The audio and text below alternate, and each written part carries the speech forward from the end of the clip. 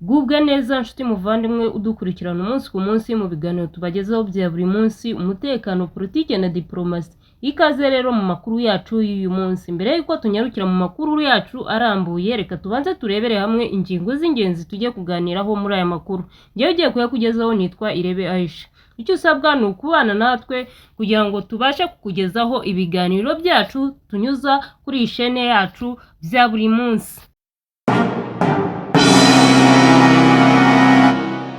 Mu makuru yacu reka tunyarukire mu gihugu cya Uganda aho bivugwa ko Dr. Kizza Besigye yiyicishije inzara muri gereza ubu agiye kuburanishwa mu rukiko rwa gisivili. Umuvugizi wa guverinoma ya Uganda akaba na minisitiri w'itumanaho Chris Baryomunsi yatangaje ko urubanza rwa Dr. Kizza Besigye wari umaze iminsi yicisha inzara muri gereza rugiye kuvanwa mu nkiko za gisirikare rukimurirwa mu nkiko ziburanisha abasivili. Besigye amaze imyaka myinshi atavuga rumwe na Perezida Yoweri Kaguta Museveni. Yafunzwe akurikiranyweho ibyaha byo kugambanira igihugu no gushaka guhungabanya umutekano w'igihugu.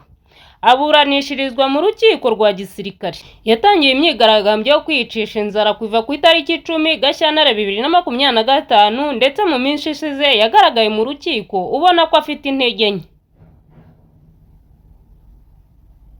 Ku itariki 16 Gashyantare 2025 Chris Baryomunsi yasuye Besigye muri gereza ari kumwe n'umuganga we amusaba guhagarika ibyo kwicisha inzara mu gihe urubanza rwe rutegereje kwimurirwa mu rukiko rwa gisivili. Yabwiye FPT guverinoma iri kwihutisha ibyo kwimura urubanza rwa Besigye ruva mu rukiko rwa gisirikare rujyanwa mu nkiko za gisivili. Mu bihe bishize urukiko rw'ikirenga muri Uganda rwategetse ko umuntu uregwa ibyaha birimo guhungabanya umutekano w'igihugu iyo ari umusivili aburanira mu nkiko zisanzwe. Chris Baryomunsi yakomeje agira ati twe nka guverinoma turi kugerageza kubahiriza icyemezo cy'urukiko rw'ikirenga. Urukiko rwa gisirikare rwaburanishaga Besigye rwabuteye utwatsi iki cyemezo cy'urukiko rw'ikirenga ruvuga ko ruzakomeza kuburanisha iki kirego.